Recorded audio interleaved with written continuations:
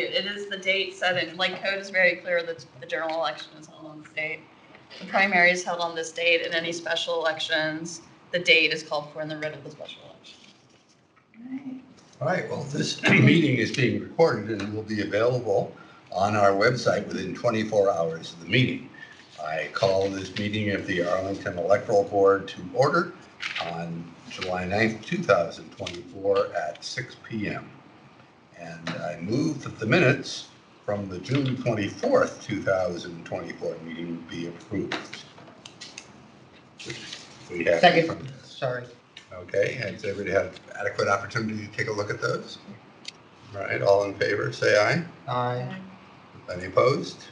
The minutes are approved. The next item is public comments. Do we have anybody here? Yes, Lusby. Hi, I'm Frank Lusby, Arlington. First of all, just like to congratulate the board and the registered election office for a successful election, primary election. Well done. It was recently brought to my attention by an organization called, it's a nonprofit called the Electoral Process Education Corporation. It's called EPIC, E-P-E-C. So it's a Virginia, does a lot of digital, they call it digital poll watching. Anyway, they said that as of May 2023, the Virginia Department of Elections had removed 1,481 registrations from the voter rolls for non-citizen status. This is according to the maintenance rolls that these guys look into. Of those 1,481, there were 335 that also had corresponding records of recent ballots cast in the official voter history record. This was between... Can I just, you said 1,408? 81. 81, okay. But 1,400, not 14,000. Yes, okay. 1,481. Okay. And that's Virginia-wide data, right? Yes. Okay. Between 2019 and 2023. So of the ones that were removed, this EPIC group identified voting records of over 800 ballots that were cast by these 335 individuals, non-citizen voters, between 2019 and 2023. So in effect, those 800 ballots canceled out 800 votes from legitimate voters. And the group also, they broke it down by the major jurisdictions in Virginia. And Arlington had 10 individuals, non-citizens, who were identified who had cast a total of 32 ballots, again, between 2019 and 2023. So I didn't know if the registrar's office had any additional information about that, but would just like to encourage the registrar and the electoral board to do everything we can locally to ensure that non-citizens are not voting in the upcoming fall election.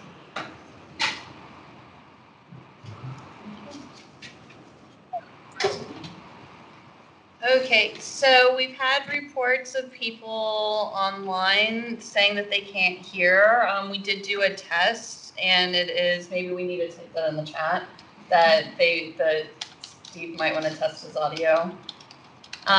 Does anybody online want to do public comment? There are 8 people.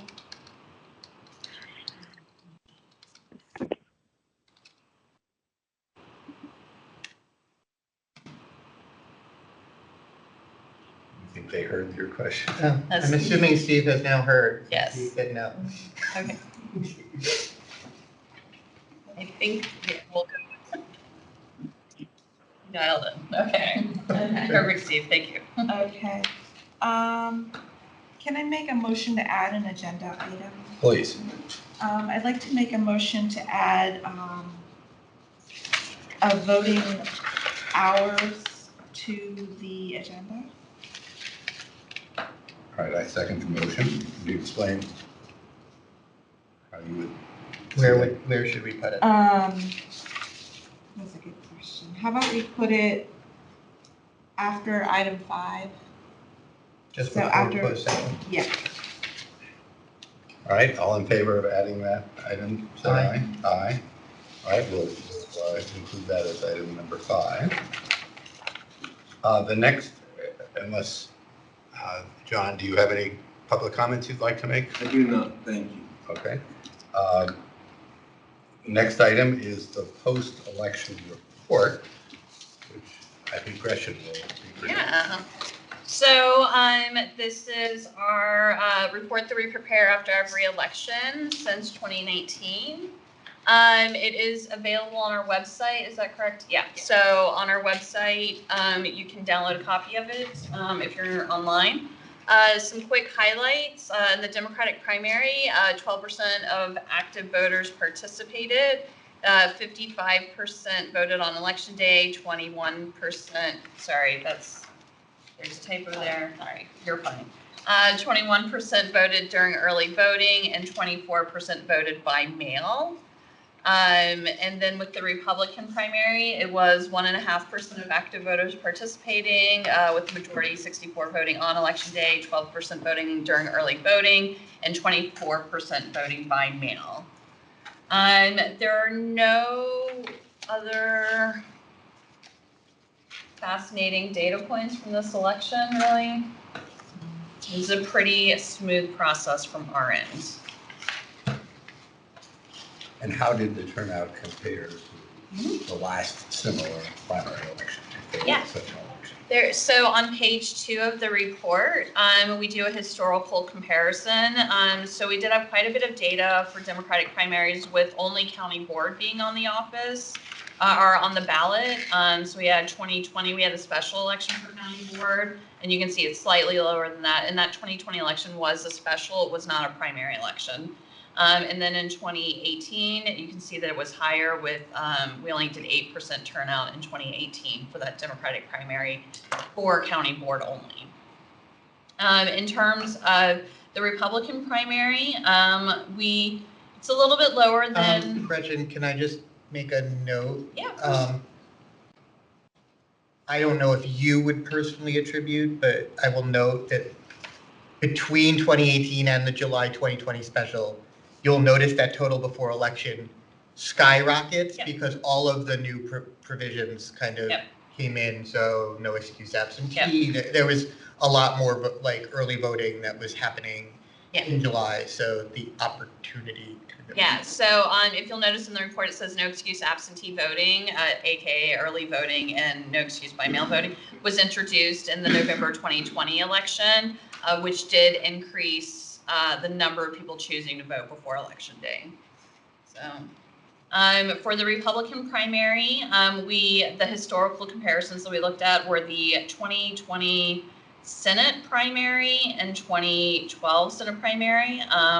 And you can see it's a little bit lower than what we've had in other Senate primaries for the Republican Party. So don't know what kind of analysis we're going to say. I will just note for anybody that winds up looking at the report online, Tanya is going to fix one little thing which might otherwise cause the question that I asked, which is why does 2020 on the Democratic chart have a different number of registered voters than the Republican primary? We're going to be specific that the Republican one is the June primary and it's the June primary. The 2020 Democratic one is the July special. So which was a whopping 2 weeks later, and that's how many people we had to register between the two. Otherwise, people might think that those numbers should be the same if they were both on June, but they were not. That is a good note. And what was happening, we didn't have same day registration in 2020. And so what happened is for that June primary registration, we basically stopped processing registration once books closed 21 days before the election. And so we had 2 weeks between the two 2020 elections there. And so we had a backlog of around 21 days worth of registrations that we processed between the two elections. Does that help explain it? Mm-hmm. I mean, just the fact that one was the June primary and one was the other one was the July 7th. And not a June primary was enough for me. I was like, okay, well then the number's going to differ because we processed new registrations between those two. Yeah. And like you said, there's nothing other. Arlington is remarkably consistent. I will make my usual. I don't know if I've made a motion in the past, but I'll make my usual commendation to Gretchen, Alyssa, and the entire staff for yet another relatively smooth election. No murder-suicide this time. Entirely due to your offices. Yeah. I think I need to make, because I'm just noticing, I actually just paying attention to the agenda, I may need to make a motion to add, we did not put our discussion of the application.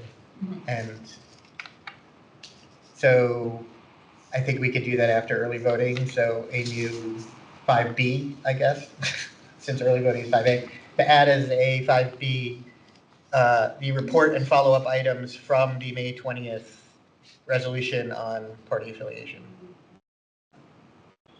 I second that. All in favor? Aye. Just for everyone's information, we did, when we were constructing the agenda, note that we needed to talk about this, and we just didn't put it on. And I didn't notice until just now that it was not on the written agenda. Okay. All right. Apologies to the public for not. The next item on the agenda is election officer appointments. I move that the list of election officers provided be appointed for a term commencing immediately and terminating on February 28th, 2025. Second that. Any discussion? All in favor of that, say aye. Aye. Aye. Any opposed? This is a list of maybe 15. There are 15, yeah. It's 15 names. Yeah. All right. All right. For all of you here see a live meeting, I hope you can stay around for the remaining open part of the meetings, but I move that the electoral board go. Oh, wait, no, I think they wanted to do voting hours before closed session. Yeah, we'll do Oh, both okay. of these before the closed session. Yeah. All right, okay. All right. That way, if anybody wants. All right, let us discuss early voting hours. This is your proposal to be on the agenda, Kim, so why don't you start? It is, so yes,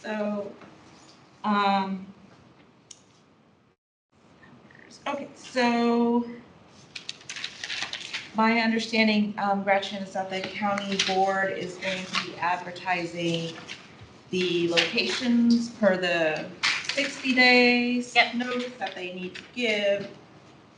So I wanted to go ahead and start talking about the hours so that we could try to, get those locked in as soon as we can.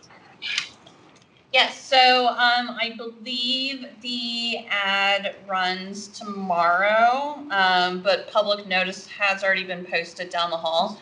So the county board is going to, it's on the docket for their July meeting to expand the number of satellite absentee voting locations. These are essentially the early voting locations. And we're proposing adding one more site in addition to Walter Reed and Madison community centers. We're proposing that the Long Bridge Aquatic Center also be an early voting site in the fall. So that would be 4 early voting sites, with courthouse, our office being the one location. Since it's our office, it's not a satellite site. So, okay. Where is the fourth one? Long Bridge Aquatic Center, it's in Crystal City. And were there other locations that you considered, and how did Long Bridge win out? Yeah, so we worked with the park staff and we looked at their locations, and there's a combination of things that we're looking for at a location. Obviously, we want our sites to be as accessible as possible from that ADA standpoint. And for early voting locations, we really want an entrance and an exit, so there's not congestion at the door. And then from the parks facilities, obviously they're looking at what is the impact to other programs going to be.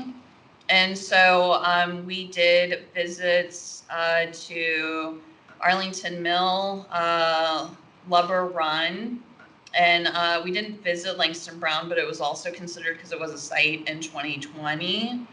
Arlington Mill does not have meeting rooms really on that first floor. They have a gym, but there's a viewing area down into that gym from us from a higher floor. So we're worried about people's ballots being able to be seen from that viewing area and the impact on the community to take over that gym for a week or two. It just wasn't, we didn't think it was going to be the best site. Lover Run is a highly used facility. I think anybody who's ever been there knows how hopping that place is.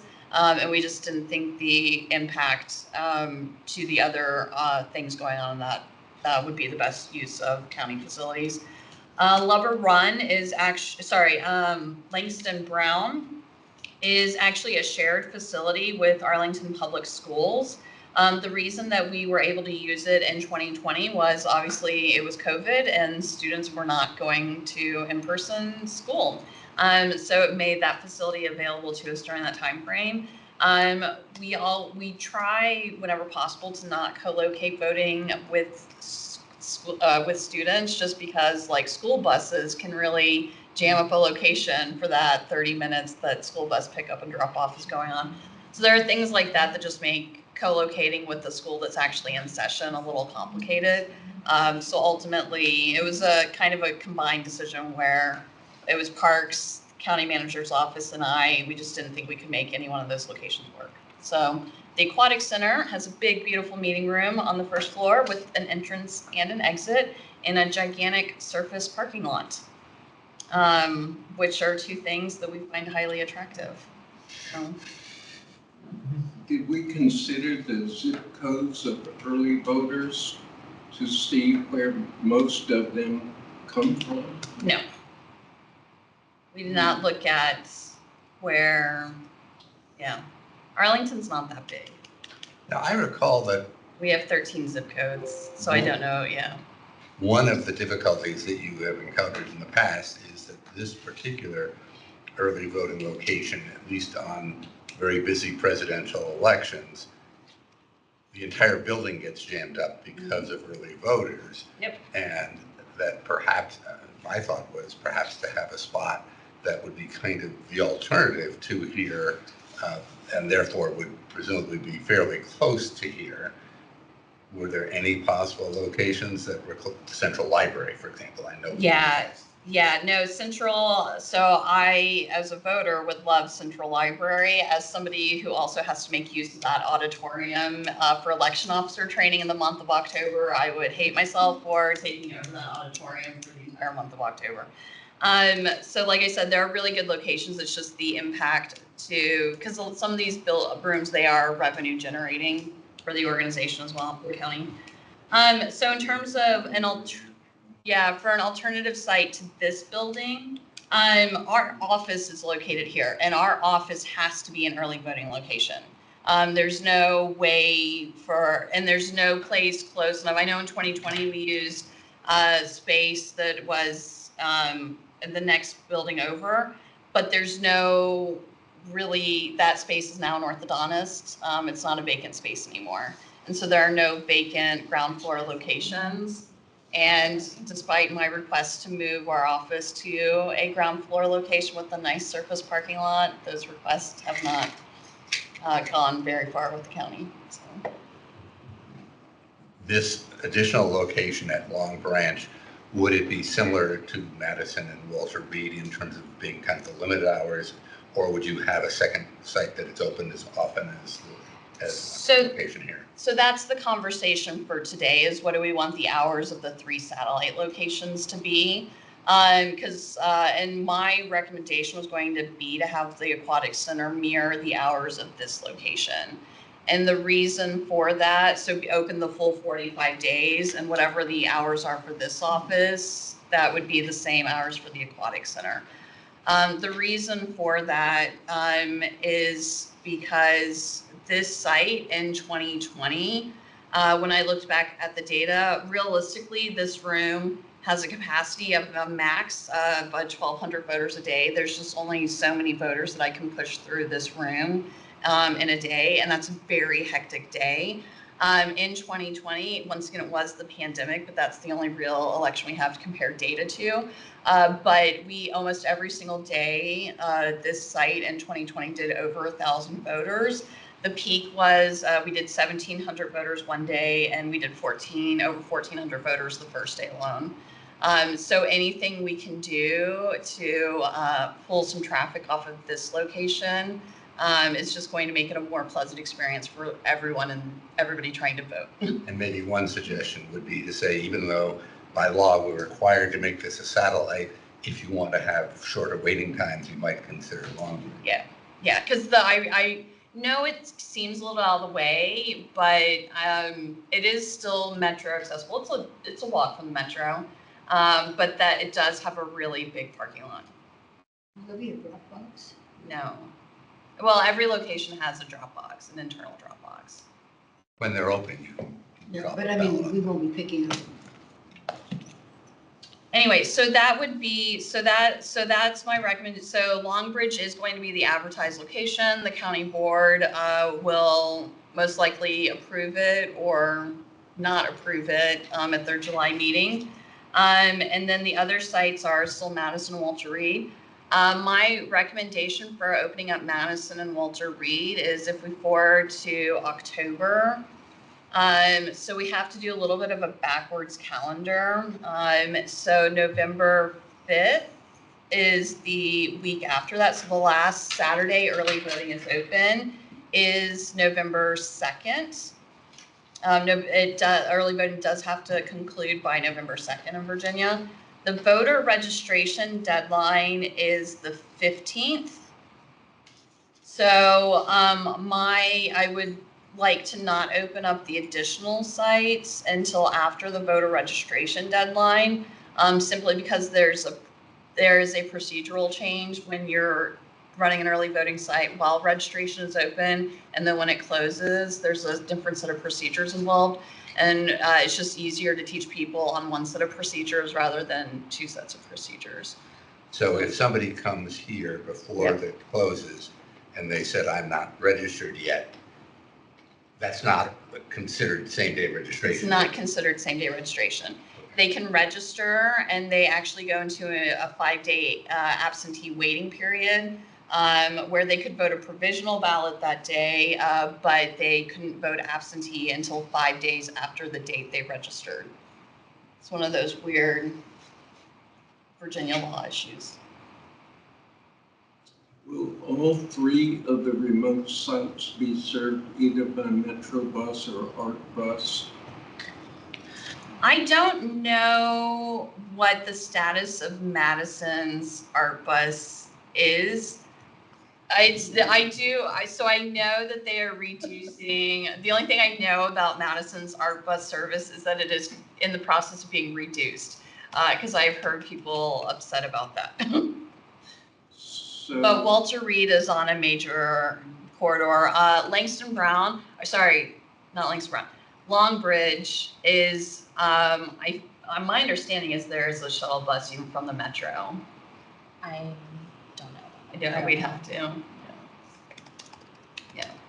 But it is a walk from the metro, but it's like a 15-minute walk from the metro. So. Yeah. So probably, I mean, the Crystal City and the Pentagon City Metro are fairly close to it. I would say maybe the Crystal City one might be closer. The Once Crystal City again- one is closer because the Pentagon City one moves Yeah. west. It comes up and it goes this way instead of. Our office is on a metro and major bus line. And once again, it's if you're getting on a bus, it almost like you'll go to any one of the sites. You don't have to go to the site necessarily closest to your house. So it's not like and any Arlington voter can go to any one of the sites. So, yeah.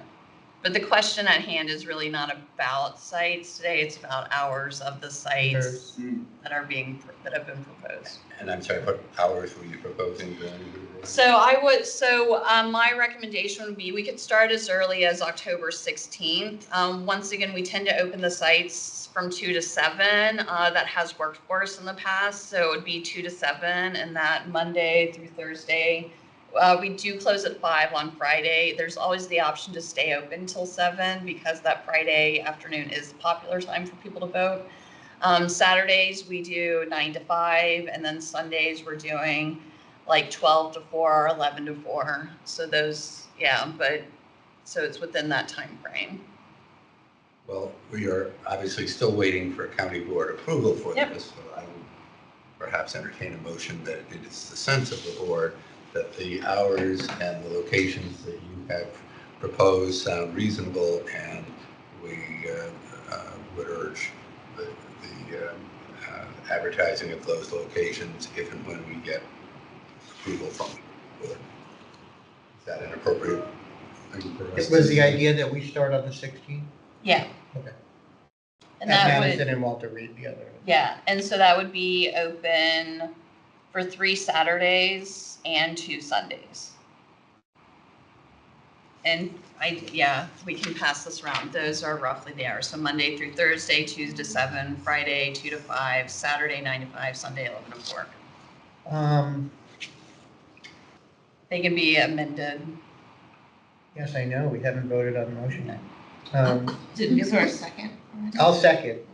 And then Discussion. ask if we wish to take up what you were talking about the Friday hours. Mhm. Either to treat it like a regular weekday and go 2 to 7, or what would we think of having 5 hours like we did on other days, but do it 12 to 5? Yeah.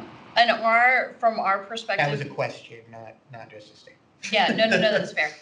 So from our perspective, we find consistency is always the best. So if to be as consistent as possible, and that's where like we don't want to open one site like Tuesday, Thursday, and another site Wednesday, Friday, because we find that actually isn't that causes more confusion among voters. Do we think there will be a staffing problem if we have it 2 to 7? I would have to look at the facilities to make sure they don't close at 5 on Friday. In terms of our staff, we are hiring a large number of temporary workers. So we shouldn't have a problem Yeah. staffing. I meant our staffing list. But thank you for mentioning that they may be closed. Well, that's why we tend to go to parks locations too, as opposed to libraries, because libraries don't usually open until 10. Which, like I said, if we're only open 2 to 7, that's one thing, but to be open at 8, parks facilities are open starting at like 6 a.m., a lot of them. So they already have staff on site that have the facilities. So we aren't getting into any overtime issues with other departments. Well, Madison appears to be 8 a.m. to 9 p.m. on Fridays. Well, actually, every weekday. Would you like me to look up Walter Reed? Go for it. See, it's so nice when you have the internet in your pocket. And I have run these hours past parks. I would want to run them through one more time just to make sure we have holds on the rooms for those periods. Because it's open till 9.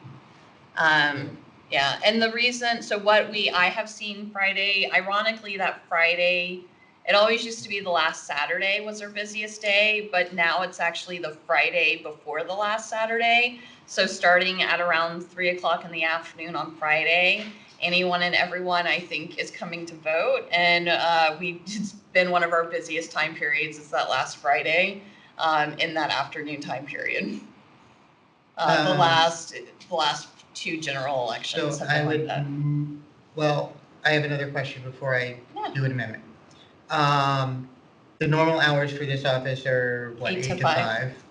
Is there any proposed, like, I know that in the past, the office has stayed open later, shifted hours around in Yep. like the last week. Is that still the plan? Yeah, so when we get to these other satellite sites is when we push their hours up as well. So this office would move from being open from 8 to 5 to being open 8 to 7. Okay. To once again mirror the same closing time as all the locations. So. Then I would amend to the Friday dates be here 8 to 7 and at Longbridge, and at Madison and Walter Reed to be 2 to 7 on those Fridays Okay. that they're open. That's acceptable to you. I accept that as a friendly amendment. Hold on, before we vote, let me just write that down. So Walter Reed, 2 to 7. It's on, so just scratch out the Friday 2 to 5 Yeah, so and weekdays, change that to 2 to Monday 7. to Got it. Friday. Got it, thank you. It is 16. plenty of time for Yeah. people to, but once again, if we are looking at a longer ballot with constitutional amendments, bond questions, ranked choice voting, potentially multiple page ballots, all of those things can mean that a voter might take a little bit longer in the booth to vote. And I also just kind of like that people like Fridays, then it's nice to be able to come home from work and do that. a lot of people don't, Friday's a day they don't go into the office. So, and they'll just come in. I honestly don't know what it is. With the last 2 Fridays, I have been surprised by, Right. we'll go And- from normal volume to the next thing I know, I've got a line snaked in the boardroom, 6 pews deep. So, And as you noted, our only real comparator is itself not And not a necessarily the typical great, presidential election year. yeah, an unusual situation year. So we are kind of at a loss for Yeah. what early voting is going to look like this time. yeah, and the satellite sites, I looked at the daily average for them because we did have 5 total sites in 2020. So instead of the Aquatic Center, we were at the Aurora Hills Community Center, which once again, its parking lot isn't as small. We couldn't get in there until 3 o'clock in the afternoons because we have the scene. Anyway, so there are reasons why that one was ruled out. And then, like I said, Langston Brown. And the Walter Reed was definitely the highest turnout. They had around 600 voters a day. Madison was the lowest, but Langston, when you added up Langston Brown and Madison, that they were doing the same volume as Walter Reed. And then Aurora Hills was lower. But part of why I want a location in that Crystal City, Pentagon City area is those precincts down there have a very large number of voters, and they don't always have the biggest voting room on election day. So anything we can do, like to make it so maybe they don't wait till election day to vote, would help alleviate lines on election day. I also understand that, and this is just probably a function of Crystal City is being basically torn up wholesale and rebuilt. They have a lot of parking problems. Yeah. A lot of the precincts there only have street parking. Which will be an immense nightmare if everyone decides to vote on election day. And Yeah. can't park anywhere. And So let's move them to a, like, Well, let's have them go early and yeah, park and I know in this in a goes- nice spacious Long Ridge Yeah. Aquatic Center lot. And I know this goes back to 2012 data, but I think 2012 just like lives in my memory that was the last time we had 3-hour-long lines in Arlington on election day.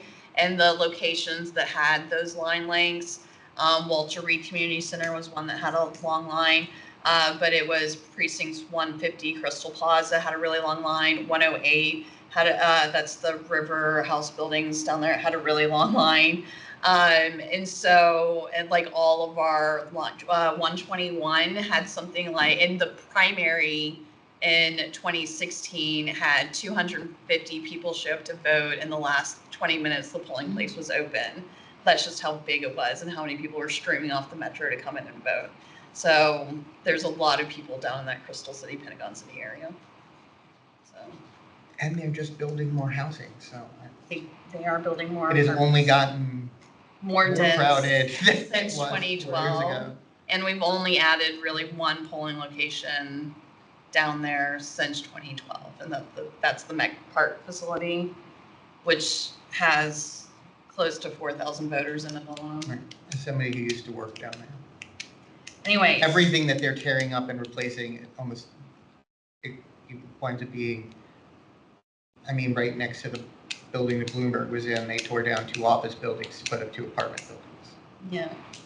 I mean, so they're changing over some things to create more residential for the folks that are going to work for Amazon. But the way Arlington is geographically shaped, like I said, it is that western portion of the county that doesn't have an early voting site, but most people are still within 15 minutes of an early voting location, just because we functionally as a county are not that large.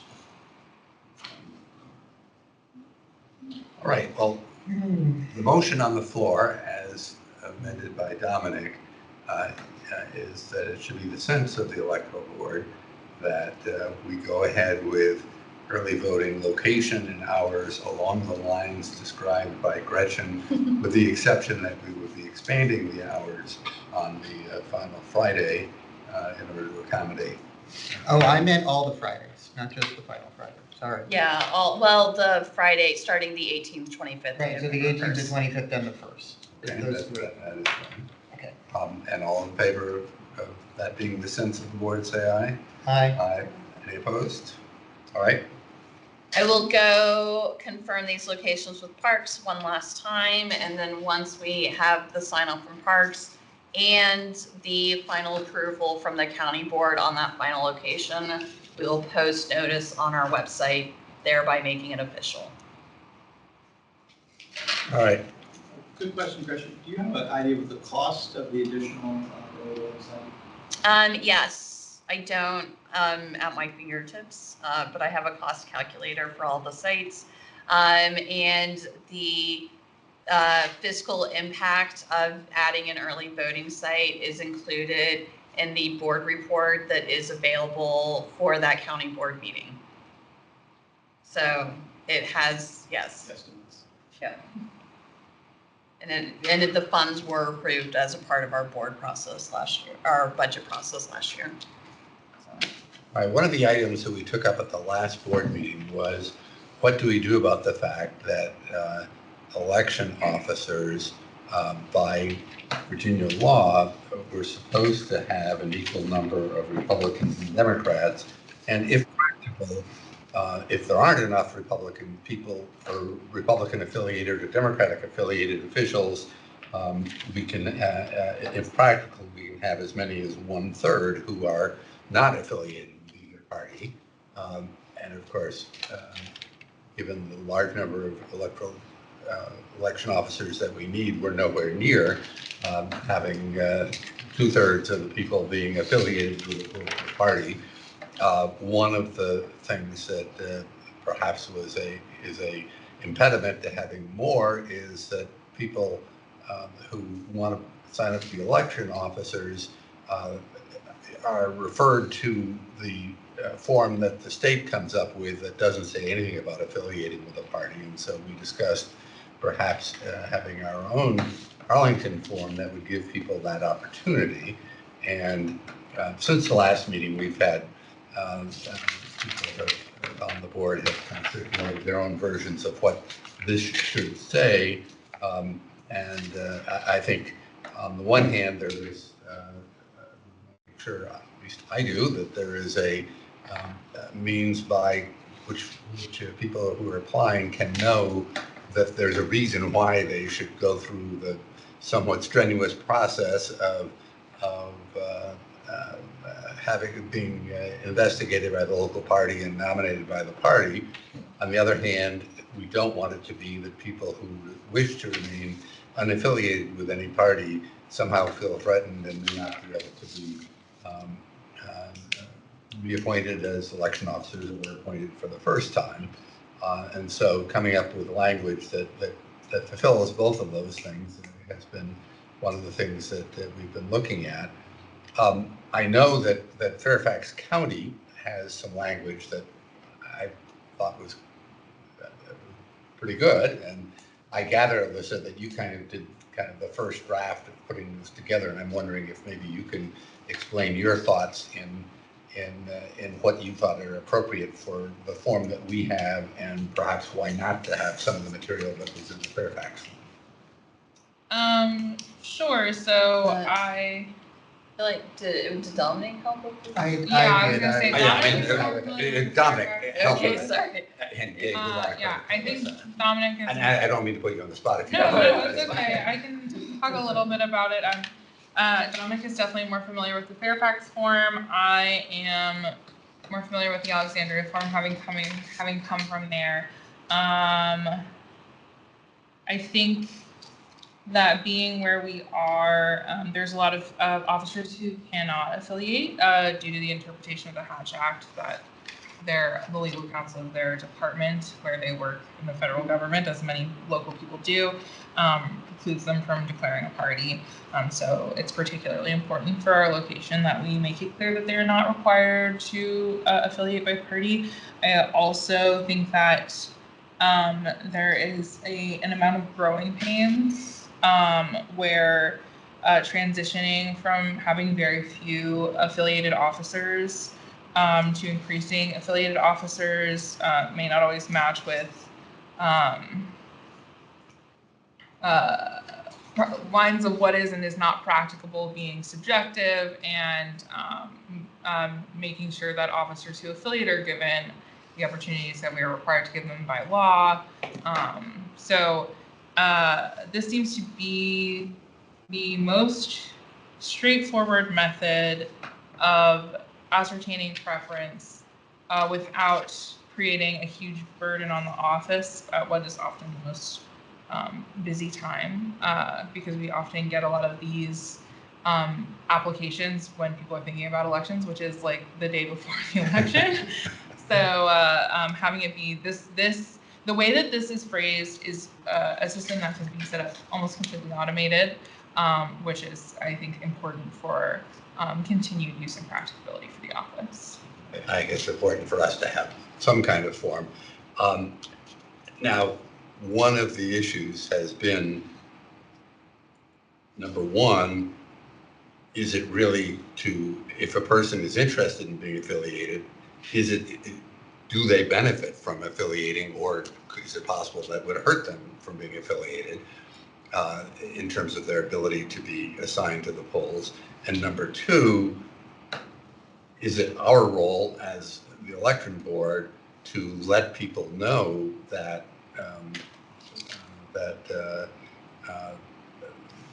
if there is this advantage, that I think there is, that they be informed of that advantage so that they might have the incentive to go to the problem of getting themselves vetted by the local party? Or is it the case that it's totally up to the parties on their own to recruit people? My feeling is that not many people are going to get recruited to be to affiliate if the parties don't know that there are people who are interested in it, and they won't be interested in it unless they're told that it could be to their advantage to do so. But this is an issue that I guess Dominic and I have been discussing, and maybe you can tell me, you set forth your position on what you think is the appropriate way to do it.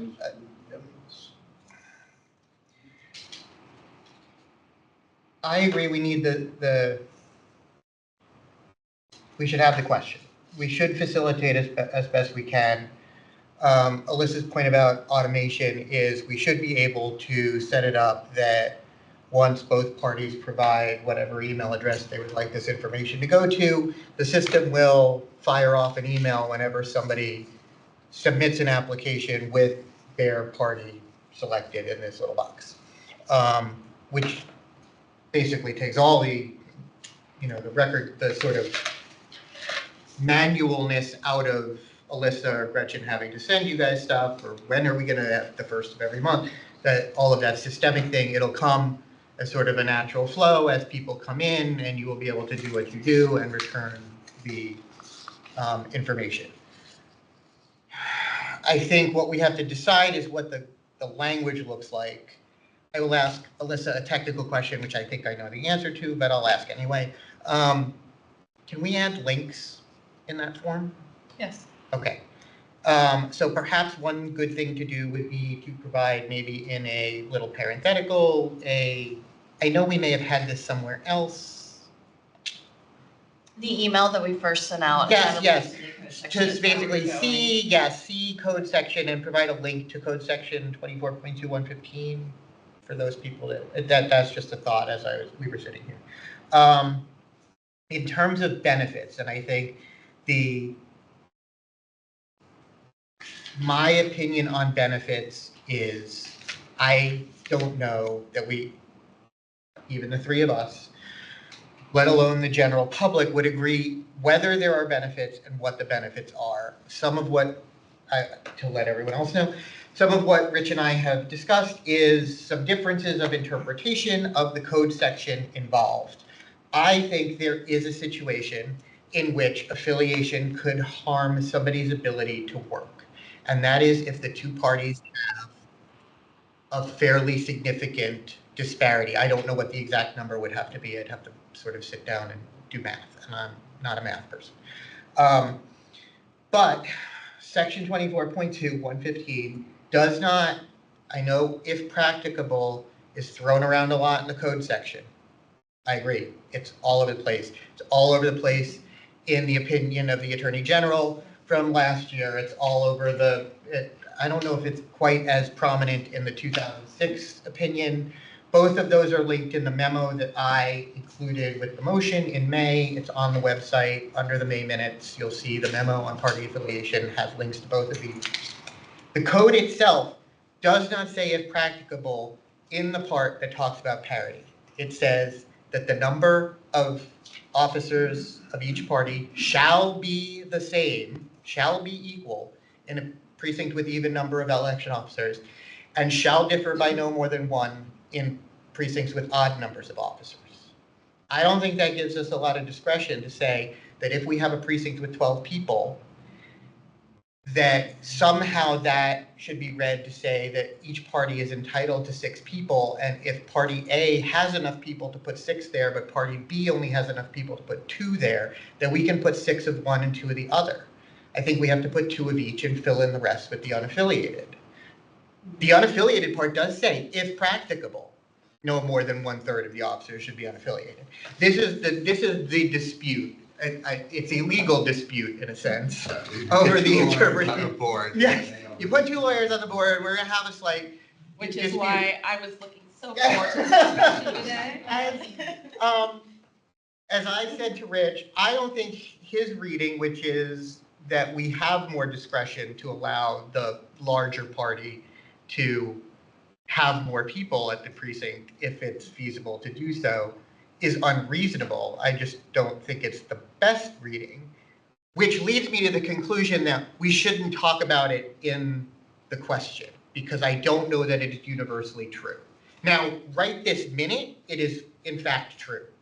The question is whether we want to worry about just what is true right now when the parties are in general, albeit very small lists, fairly equal lists. I think somebody correct me if I'm mistaken about the numbers. I think somebody has said both parties have about 40 people, 35 It's a to little 40. more, yeah. Maybe a little bit more now. Or, yeah, the Republican Party has a little more. Okay, but we're still not quite even at having enough for every single precinct to have one person from the list. If everyone was able to. So even, yeah, you just put in the caveat, because what I will say, and we probably can say this, is we do always start staffing an election by staffing party affiliated officers first. But if a party affiliated individual is not available or doesn't want to be chief or assistant chief, then we effectively don't. Right, but most significantly, if someone says, I can't work election day, like let's say in June said, I'm on vacation that week. Yeah. But then they're off the list. But we don't even have 54 people on the list to start. But every party affiliate, but I really want, like, every election officer is asked, like, are you available this election? Fill out the web form, let us know you're available. And anybody who is party affiliated is appointed first in the precinct of their preference, barring any of these other partisan. Right now. Sorry, that's part of the communication that you're currently giving? That's not We're not up to that yet. That is That's a whole I'm just, separate that commitment. is what we are doing. Yeah, The- that is not a communication, but that is, so when we talk about benefits, That is what I said. The one thing I will say is right now is every party affiliated person is assigned first. Yeah, so I think There were maybe- 12 people in the last election. When you need 250 people, it doesn't get you very far. So my theoretical math problem about that not always being the case Yeah, is imagine a scenario in which the Democratic Party, and I don't think that my friends from the Republican Party would disagree that this is the more likely scenario, is we get to a point where the Democratic list has 400 people on it, the Republican list has 60 people on it. Some of those Democrats are going to be told you can't work because that would mean we'd be out of parity.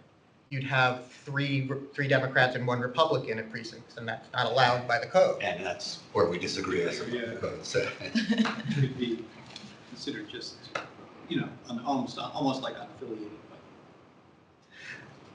But they're not. And so like my concern is, while one side may not dispute that, another side might. And I mean, I can read. well, let me just do. This is what Fairfax County has to say. Right. So that is the dispute is whether we talk about the benefits. I think maybe I'm willing to climb down off my horse in this case solely in the short term, in that we are not in a position where we have gotten to a wildly disparate number between the two parties. If we see that as where we are going, we have to change the question, because it would no longer be the case that affiliation in the party that is getting too many people on its list would be beneficial to those people. So how often are officers affiliating? Do they need to go through this process every year? I do not, well, you're asking me a question that I don't think has a legal answer. It doesn't have a legal answer. My impression is that the parties will not unaffiliate somebody who has previously been affiliated. But what if unless they somebody request wants, to be unless somebody wants to. So Okay. are we allowing a process for somebody to unaffiliate? So if I will. Sorry, I opened a can of worms. No, no, and you're right. I really do apologize. We're talking about a thing, and I should have, after Rich gave his introduction, I should have reminded everyone of where we stand with the May resolution, for those that don't remember. May resolution was broken into three things. One, the application, which is what we're talking about right this minute. Two, what do we do in terms of communicating with already appointed election officers in advance of November? Three, what do we do? And I had allowed for this to be postponed, but I think there's a fairly simple answer. That each year we reappoint everyone in February, and we send out a whole bunch of communications to everyone saying, please go here to accept your appointment and give us the first sense of, do you know if you're available for the elections we're anticipating this year? I think my proposal at this point would be whatever we decide goes on the application can certainly go on those forms, allowing everyone the chance to affiliate if they're not affiliated, change their affiliation if they are affiliated, remove it, that they then have the opportunity to consistently do that on a regular basis. They are not required to do that. I think the way we have worked, and until one of the parties or both of them dispute our way of going about this, has been that once somebody is affiliated with the party, unless they come back to us and say that person is no longer acceptable to us, we have not removed them or required them to be re-nominated each year. I don't think we did that this February. I think we just carried over partisan affiliations. We are carrying over affiliation. We have had people who have requested affiliation who have come back to us and said, oops, just kidding, I can't affiliate because of or I've changed jobs and I need to remove the affiliation. I now work for an agency that will fire me if I keep, so that's why I understand, so that we do see some of that of people, the second they affiliate. I don't think it's required, but I think that if we include whatever kind of language we decide on for the application for people who are applying, we do a similar thing On the Not sure notice we of need- appointment. on the notice of form, appointment, Response to notice yes, of appointment form would is the title that is serve used. to give everyone the opportunity, but not the requirement to fiddle with their, Okay. to unaffiliate. Anybody can unaffiliate at any time. I mean, we can't, but this will give an annual sort of reminder to people that they can affiliate if they want. Some people will go the opposite direction, the way I did, which is working for somebody who would not allow that sort of thing, to being out, in a position where they can. I used to work for a judge. I was not allowed. Like, It seems, But if you it seems could- like it is kind of important to let them know why they would want to affiliate. Because they're, where practicable, or it is in the code that there's supposed to be parity. That's the whole reason that you would ask in the Yes, first place. which is why I would like the link to 24.2-115. Yeah, that can be added. Right now, I think that we are in a position where we can say that affiliation does make it, just because of our practice at the moment, makes it more likely that you will work. Yeah, But we have to keep an eye on that, because like I said, it's not, like we I don't said, know it's- what the right answer is between Well, Bridget and that's, I on and, that question. and that's where if we're getting applications 3 days before the election, at that point, we're staffed. And we're not appointing election officers, so if they're applying to work for the November election and they apply that week before the election, which they will do, which is why we have to take down the application sometimes. I don't want to ever turn anyone away, but if there's no opportunity for you to attend a training class. Right, can I, Yeah. and I'm happy with you guys deciding what this magic date is in terms of assignments and training and all of that, is rather than take the application down, Fairfax did that, I just tried to get to theirs and it's not available until the 15th. I'm sure because of the June primary. To not eliminate the application, but to put sort of a header at the top that basically says, we have completed staffing for in this case, the November election. We will process your application after the For election. the next one. So then, in fact, and then those will just store up, We like can't- registration. Making changes to the application involves a third party. That's right. But what we can do is this application would be linked to from our website. So having something on the website. Right, on the page that we control that says, here's the application, we could That's what say, we've done in the past, where Yeah. it's like. Rather we're not than- accepting yeah, because then, I would prefer a opinion from the board on when that date is, because what ended up happening in Alexandria is that I was training people the Saturday before the election in order to conform to the party parity rules. Because it's just slippery. It's a slippery slope. What is practical and what is the obligation of the office to hit these marks? So having Yeah, and the difference between the Alexandria board and the Arlington Electoral Board is the Alexandria board held a board meeting when they always met the day before the election. they always met the day before the election to appoint election officers, and we do don't not. do The that. last time we could appoint election officers before the November election is the second week in October. Okay. Yeah. That's I'm fine. fine doing it earlier than that, but I mean, if that's not too late for you guys. Like I said, it's because it becomes. I think that's the magic date, though. Our last appointment meeting will be whatever that October, date that is. October, I don't yeah. remember. What- the week And before. unless we need people, at which point emergency. Well, at which point there will be emergency, but our list is, I don't. I would hope our list of 2,100 people is enough to find the 800. Yes. And certainly we would not appoint somebody as a new chief the day before the election because they were a Democrat or Republican and kick somebody out who we had wanted to do before, because we want that training period of. Yeah, we do, that actually, Yeah. that's actually the more strict rule about what we have. And I don't yeah. agree with that opinion. from Pennsylvania, so. Well, I mean, in that that really does say they're not supposed to represent the same party. Yeah. So, and we do have an obligation to notify The parties, 10 statutory, days and no before. less than 10 days. No less but I than think 10 we can do it days. earlier. I mean, I could notify the parties now that we intend to use unaffiliated officers. No, but I think I that, mean, it's, that we could start doing that once Alyssa starts putting together actual lists of who's gonna be working at various well, and I'm precincts. We happy, can start to yeah, communicate that to and them. I'm happy to share with both parties, because we already have our staffing projections for the fall of how many workers we need at each location. I'm happy to share that with the parties as well, so that they can see the targets they need to hit for each location.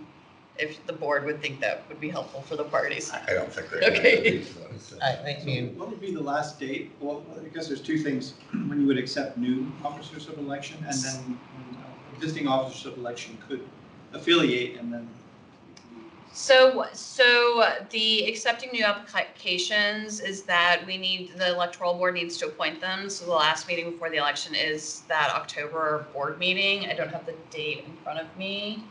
I But thought Tanya had a calendar up before. she's getting there. October 8th. In terms of party affiliation. I would therefore say that basically the cutoff is probably the 1st of October. The Yeah. people should have their applications in by the 1st of October, because there are checks that need to be run, and this list doesn't just magically put itself together. We have to confirm that they're registered voters and that all that stuff before they get to us. So I would say October 1st. And that is when training starts, because the final leg of training has to be done 30 days before the election, or within 30 days of the election. So we can't start actual election law training until we get to October 5th anyway. So in terms of party affiliation, I mean, that's the board's decision. For us, it's just as simple as affiliating somebody or not. But I the think it thing would is, be- once we start assigning people Yeah, I would with that say- balance in place, yeah. It makes such to make it thorny, but I think certainly I wouldn't know what to set the date at until we get closer to the fall and Alyssa starts to put together a specific training schedule. So that, because at the very least, we need people to affiliate if they're not already assigned to the election. We would need to know in enough time to get them into a training class. Because they cannot work if they're not trained. Will you be sending out the communication to existing election officers about this affiliation? We're not quite there yet. That was part 2 of the report. First on part the is May the 20th. application. Yeah. This is the easy part. That's the harder part. Could I ask a question? Sure. Is it practical to just say, we're not going to process any applications for election officer during X number of days prior to an election? Once again, it becomes, this is the problem with practical is open to, we'd need a judge in the room to make a ruling on that. I think, but I think because from our standpoint is in October, we've already had made our election officer assignments at that point. Like by the time we're going into training, because we would have had to communicate that assignment to them and have them start signing up for their training classes going into that October time period. The reality is the list is fluid up until election morning, until polls open, because we're dealing with human beings. But you're not going to be processing applications the day before an election. I mean, but once, like I said, in an emergency situation, because there is a provision in there that says that I can just point to somebody standing in line and put them to work at a polling place, if it really gets to that. And that's the reason I'm saying, like, there's this idea that once we send out election officer assignments, that things are set in stone. And having, yeah, I appreciate you shaking your head, John, because I was like, we're dealing with human beings. Yeah. And like I said, we lost 50 people between the Thursday before the election and election day. in the last general election. I don't know if it was the last general election or the one before Which that. raises its own kind of issue. It presents its own staffing issue, but it was because of Let's COVID. say you guys had, like, I'm even Yeah. talking about the parity issue. We had enough people, let's say, and we were gonna have a third Republican, a third Democrat, a third, we're gonna have nicely Yeah. nifty thirds. So let's say we had down the street or over at George Mason, I don't know which one we were talking about, but let's say it's over at George Mason and they're gonna have 19 people in the fall. Oh, yeah, that's Innovation School. Yeah. Okay, so 118 is gonna have 19 people. So theoretically, It's the plan. according to the rules, we could have 10 of one party and 9 of the other. We could. Let's say that's how we were able to staff that precinct, is 10 Democrats, 9 Republicans. And Sunday night, 3 Republicans wind up with the flip. Well, now what? We now have 10 Democrats and 6 Republicans. That's not parity. I don't think either of us knows the answer to that question, whether we are still held to this rule. I think no, because we cannot train new people at that point. Well, it's. But do we have to shuffle out some of the Democrats and say, okay, you gotta go to that precinct and we gotta pull people from there, push them over here and rejigger a whole bunch of stuff? I don't think we know the answer to that. Well, when we're doing election officer assignment, it is the hardest part of an election is getting people who want to spend 15 hours a day in a room running an election.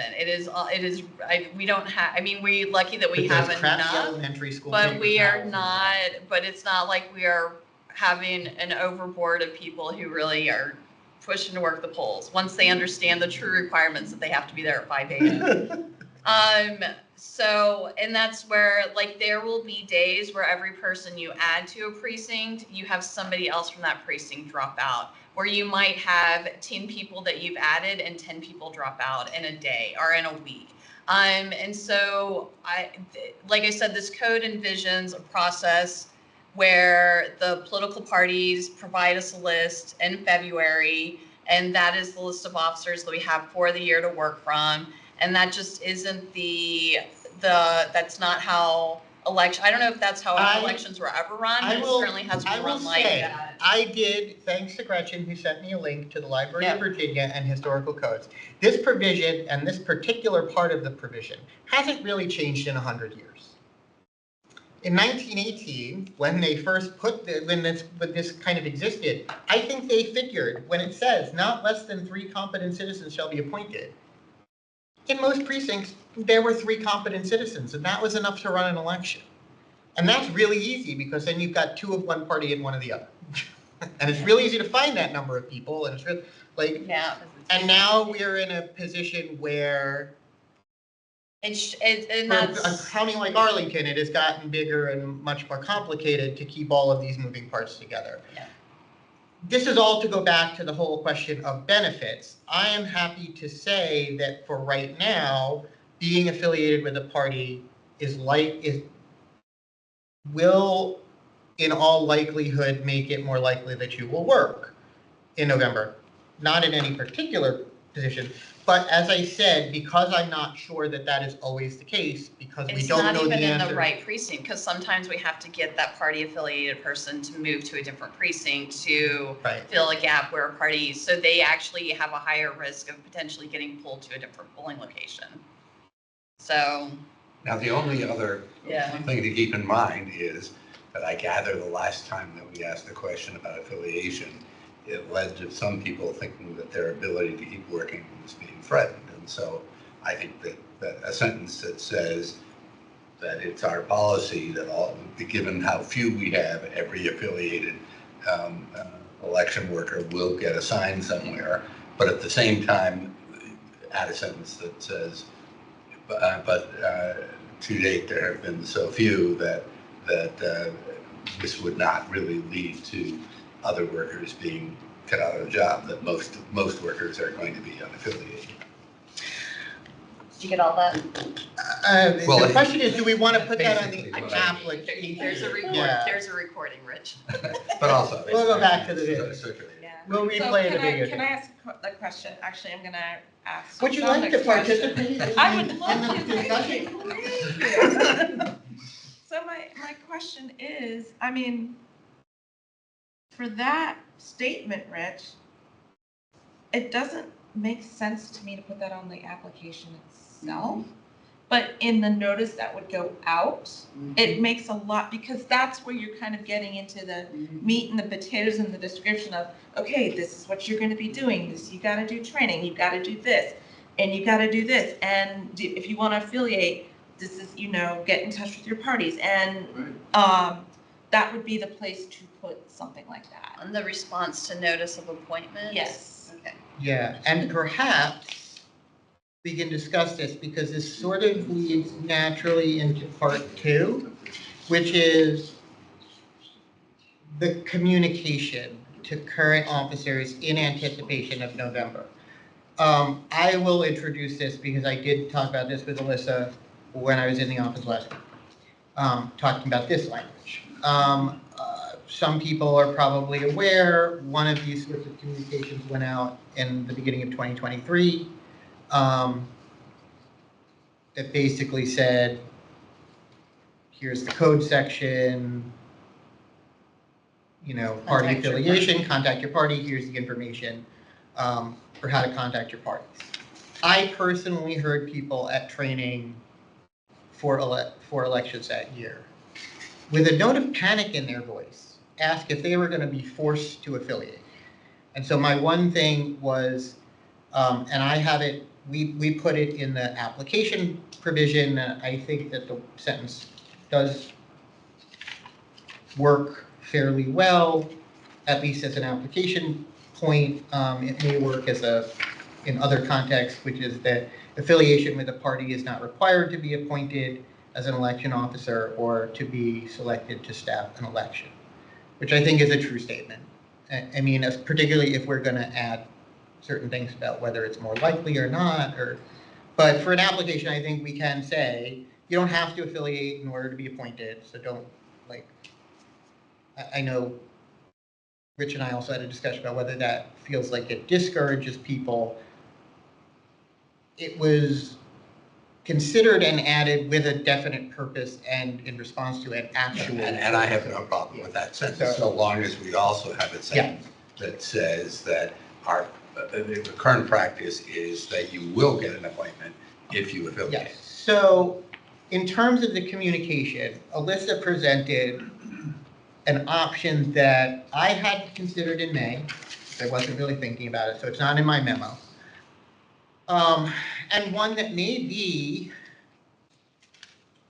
better, I don't even know how to judge that, but better from a number of perspectives, which is Alyssa has not sent to all of the election officers on the list the sort of survey saying, are you available to work in November? Yep. We could add to that survey a second question related to party affiliation, worded similarly to this, to that, to completely different wording. The one thing we would have to decide is whether we're going to do that now, because Alyssa wants to send that out within the next Yes, so you would have to week or put on definite wording today. which is fine. We can worry about that in a second. If we decide that's the route we're going, rather than a proactive, and the reason I think that it may be an advantage is we could make it a required question on a survey that they pick one of those 3 buttons, unaffiliated, Republican, or Democratic. If we send them an email like we did in 2023, they can completely ignore the email, which given the experience of the 2 parties, I don't think either was flooded with a large number of responses to the last email, because we have 2,100 or so people on the list, and we have 40 or so on each. I think we were flooded with a large number of questions, but. Yeah, you were flooded with questions. They were not flooded with applications to affiliate. And I guess is not because people were like, well, I don't want to necessarily, but that there were a lot of people who didn't really read it, or read it and said, I'll get to that. And then never got to that. So there is a administrative use in that it will push people to provide an answer, and some of them may be pushed in one or the 2 directions of actually picking a party. 2, it allows us to. I had thrown out some possible language which I didn't even like, what I wrote. And I spent more than a little time thinking about how to put the whole, like how to present the whole thing without either getting too yay rah rah about affiliating and also without going the other way and being like, you shouldn't affiliate, while also considering the fact that the last one of these emails that went out caused some degree of concern. Oh, here's the Yeah. Fairfax County line, which is Right. not acceptable. No, well, I mean, in terms of a survey, it's, yes. So, but what I would like to gauge and kind of sense is, would we be more comfortable rather than, because what we were thinking, I think, with the resolution was, we're going to talk about an email that was going to go out from poll workers at, vote, at Arlington, VA. But maybe the answer is to put it in that. Well, when we send Survey. out the availability survey, there is an email, it's a link in an email. So there is text in that email that you can. We can fiddle with, but we can also just We put can it do in. the both. Yeah, you can put in the question or just put in the same language that we did from either honestly. We could at sort this of, point- we could sort of put in the email a sort of general statement of, you'll notice that there is an affiliation question.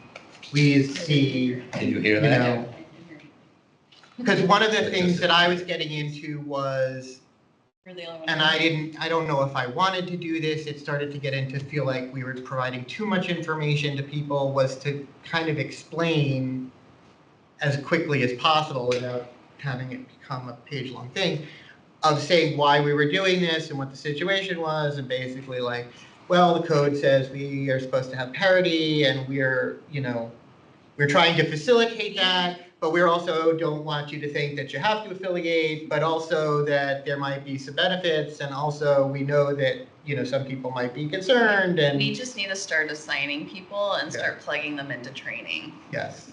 And that's our perspective.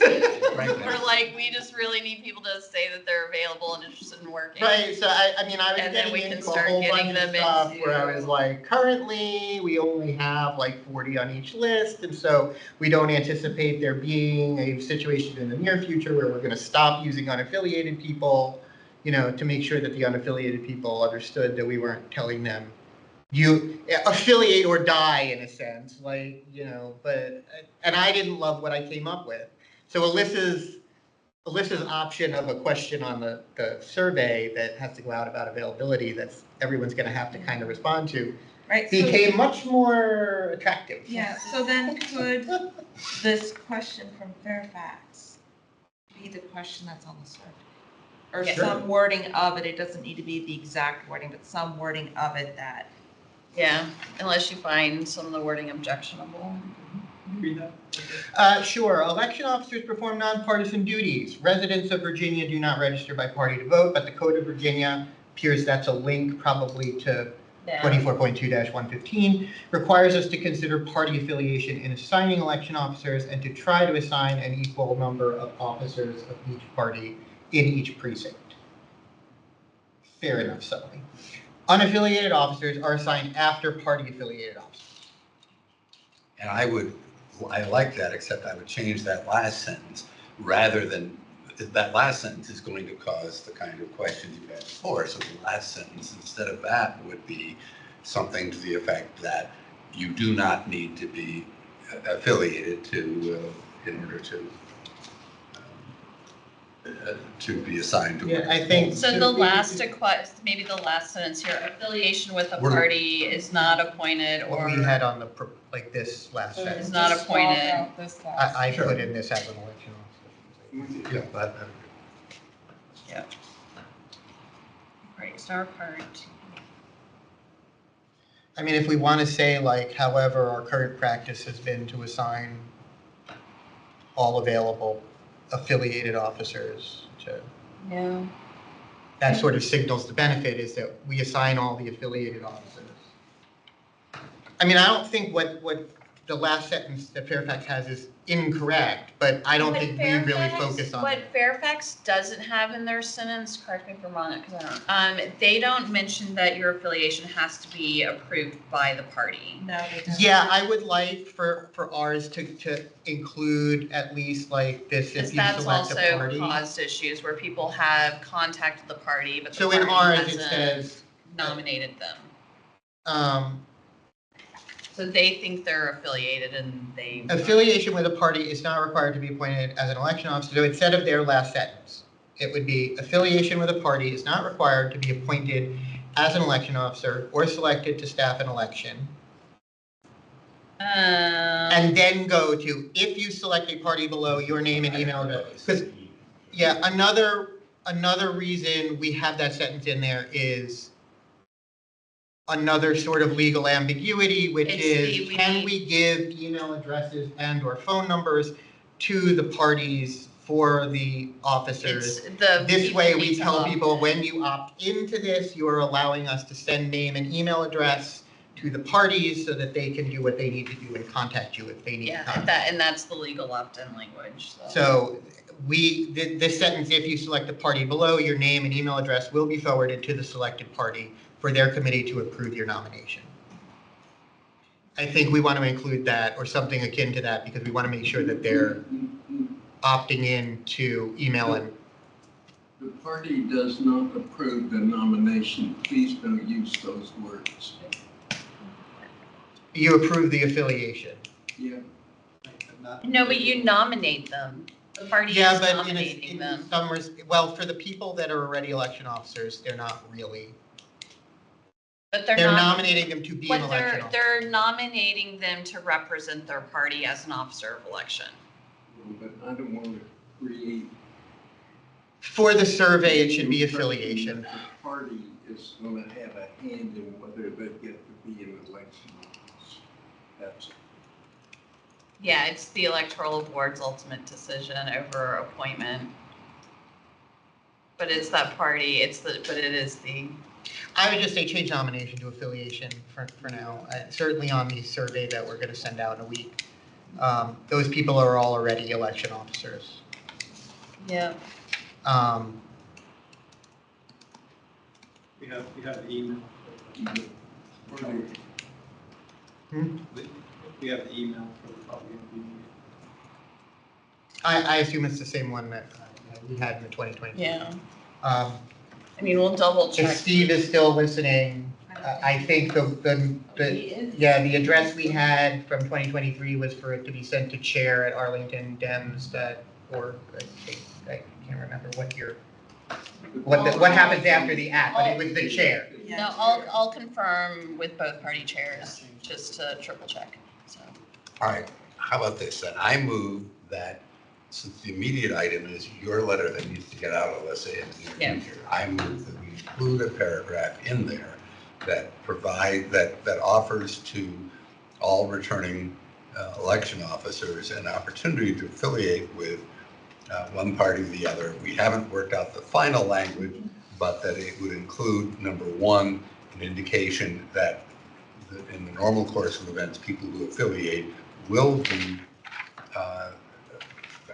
be assigned in the fall. And number two, that it's important to note that if there is no obligation, whatever your language is there. Affiliation is not required. In order to get an assignment. Excuse me, but if it's common practice, I don't think it should say in the fall. Because that says just for this election. Yeah, that's fine. Okay, yeah, it has been So, common yeah, practice. that availability Yeah. form is only for the fall election. So the specific place we're talking about using that language is only going to be used in that. Yeah. One question, you had mentioned a concern about, do you have to be affiliated or not, and is somebody being disadvantaged by not? Is there any value, given your experience, to say, I mean, after the statement about sort of we fill first from affiliated vote, as election officers, to include a statement that sort of says in recent elections, approximately 30% have been unaffiliated or something to give? It's already going to be a good 6 sentences, this question. So I don't, with code, with the least 2 code sections. And it's more like 90%, not 30%. So it's our election officers. We have very high retention. We're pretty fortunate to have high retention. And so most of them are familiar with, the process. So I'll go ahead, Rich, I'm gonna go back to your motion. I'm gonna second that. All right, is it clear what it is in the motion? Yes. All right, assuming it's reasonably clear and that we're still going to be working out the language in the very near future so that you can send out your letter. She'll have something when we come out of closed session. Okay. But All in favor of what I think we have agreed to in the motion, say aye. Aye. All opposed? If that agrees with what Liz, you heard us say. Yeah. So Alyssa was typing away over here while you guys were talking, so I feel like she'll have a draft. Okay. Yeah. And these. Yeah. You saw them. You saw them. That was my That was motion. the one thing, yeah. Just can we close, before we go into closed session, can we just close the circle on the application so we can also get that up? So Do we have a problem with the wording being fairly similar to whatever we decide, or whatever we decide? Yeah, I think it should be the same. Yeah. Okay. I mean, we might, the survey might be more specific to say staffing an election where the application should also add to be appointed as an election officer, but we can talk to Lois about that. We would like to get the application up as soon as possible. Yeah. That may not be in the next week and a half, but it will be before the next meeting. It has to go, yeah, that one has to go through somebody else to make sure. Right, so are we okay with the application as well, in general? I think the only thing that any of us wanted to discuss was that party nomination question, the rest of it. Yeah, I mean, I think I had included 2. I don't think you have to raise your hand. Sorry, I didn't want to interrupt anybody, but I'm typing a lot. I want to confirm to the board that the system that I believe will be most accessible for the technology that we have is that each time a person applies and requests affiliation with a party, an automated email is sent to the chosen email address of the party committee, where they will be asked to fill out a form that says, I approve or do not approve this affiliation. So they'll have to do it separately for each officer.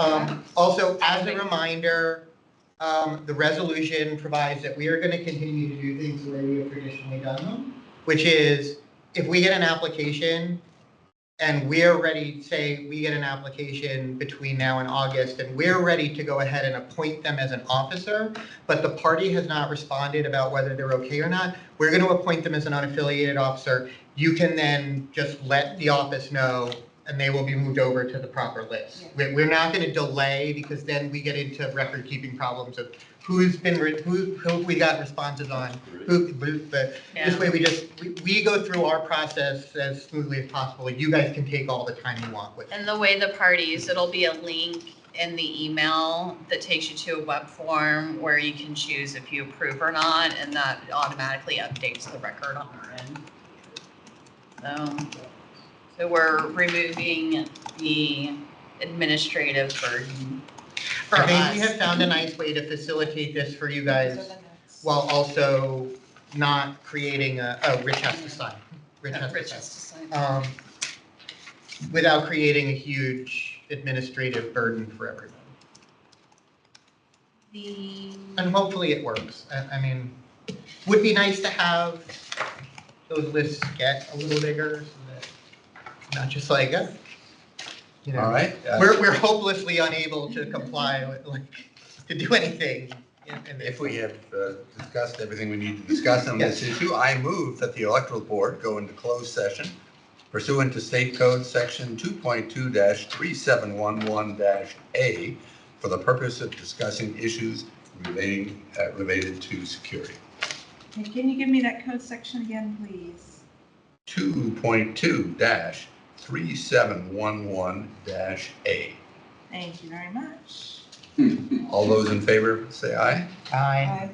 We are now moving into closed session. We will return as soon as we're done with that, although there are no other agenda items. Yeah, FYI, no other agenda items, we will just be confirming. Yeah, and what we're doing is we're just approving, we have to do an annual approval of our voting system security plan, so. I enjoyed it. God, why? All right, it is 7:52 PM, and we have just returned, and I move that we return to public session and certify that only public business matters lawfully exempt from open meeting requirements by Virginia law, and only such public business matters as were identified in the motion convening the closed session were heard, discussed, or considered. Is there a second for the motion? I'll second that. Okay, all in favor of returning to public session? Aye. Okay, we're back in public session, and I now move that we adjourn this meeting. Oh, do we want to review the language on the election officer application? I fixed the Sure. other agreement, the tenth agreement here, because I know you didn't like that. Wait, what did we? It used to Begin say, until I'll tell, yeah. yeah, I just fixed it, okay. All And right. then this is, in the final, this actual link will be in the text because it'll be built in a different thing, but I couldn't get it to work right in this moment. Yeah.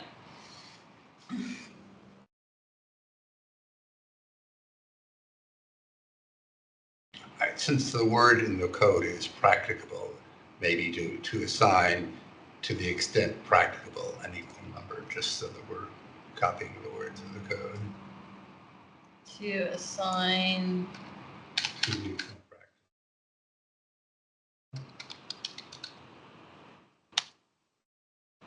oh, sorry.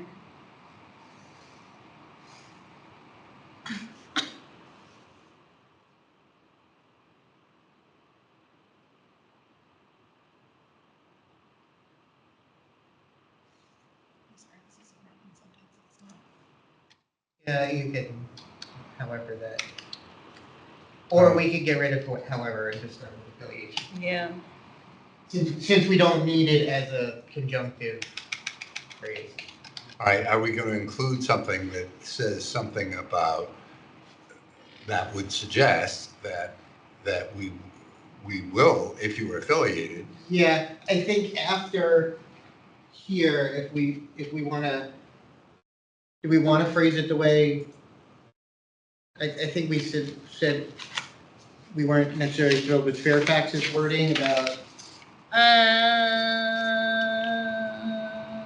If you do affiliate with a party, Or do we wanna? under is our this current what practice, we're you putting- will be. For now, what we're putting in the survey? What? Is this what we're putting in the survey? Because I might word it slightly differently for the survey. This is this is a That is the form. No, so is this like, are we talking about what you're gonna send out in a week Yes, in terms of the this availability? is what we're sending So out. I would say our current practice is that we will assign all affiliated officers. Okay. Only because this is specific, like this can be a little bit more specific because it's directed at this election. Can we say affiliated officers will be, all affiliated officers will be assigned? Well, what if we put like, if there is an affiliated officer available to serve, if there are affiliated officers available to serve in a precinct, they will be assigned to that precinct. Because the if really conveys the amount. I don't Fine know. with me. Because we can't even say that affiliated officers will serve in their precinct, because if we had, Yeah. because there are times where we have Well, too 'cause many, all I was getting at was to say like, yeah. rather than say unaffiliated, like rather than focus on the unaffiliated being assigned last, was to kind of flip it to affiliated officers are assigned first. It's the same kind I of mean, can we just say affiliated officers are assigned first? first, yeah, Okay. or have priority in assignment. I don't know if that, we want to. But they don't have priority because they might not get, like, once again, if there are too many Correct, affiliated correct, people. correct, you're right. Sorry. I mean, I want to say that they do get priority. It's like discussing wording with John Selmansberger, who also gets on me for No, because I definitely understand why you want to say that, but we It just, didn't, when he said when he complained about nomination, he, This is a public session. yeah, he was right. Okay.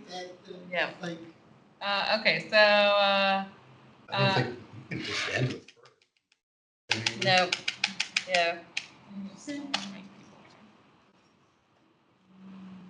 but it doesn't necessarily mean preference.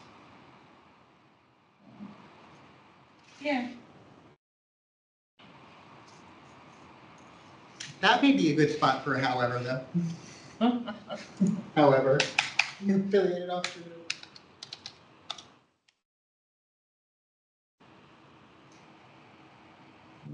Yeah. So semicolon after election, comma, after however.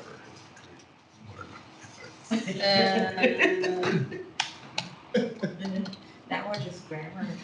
I don't believe in clauses. Conjunction, what? Are we, Oh my god.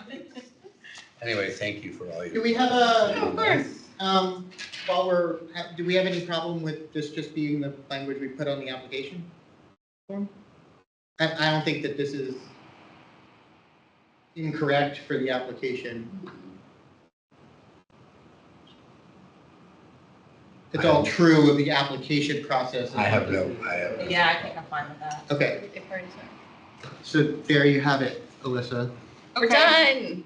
We're done. Great. And I assume We that, have to that, formally close the meeting. yeah, but I assume that link will be. You move that we adjourn Okay, I move that we adjourn our meeting. Second. All in favor? Aye. All right, it's 7:58 PM, 7:59 PM, and the meeting is now adjourned. Thank you. Thank you.